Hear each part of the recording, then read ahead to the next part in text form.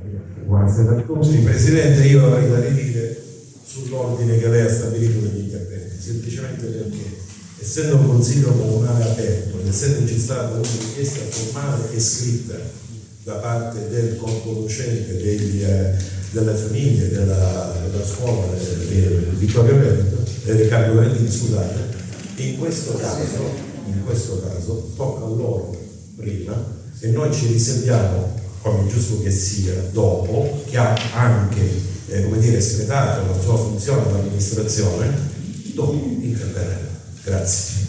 Consigliere Marchese, questa non è con la mia presidenza la prima seduta di consiglio comunale che facciamo in forma aperta, in adunanza aperta. Ne abbiamo già svolta una, se non erro, nel mese di maggio e in quella occasione, sebbene c'erano state migliaia di firme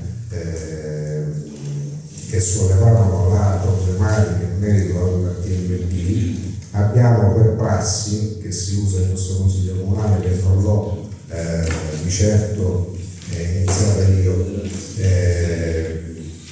seguire l'ordine per come anche era stato anticipato nel corso della conferenza dei capigruppo. In ogni caso nulla osta ad accogliere la richiesta del consigliere Marchese e quindi per gli interventi che mi sono stati segnalati nell'ordine, prima il sindaco, quindi Euro Francesco, poi la rappresentanza dei genitori, la signora Claudia Manarin, e poi la rappresentanza del corpo docenti, la professoressa Rosina. Quindi abbiamo nell'ordine sindaco Francesco Euro.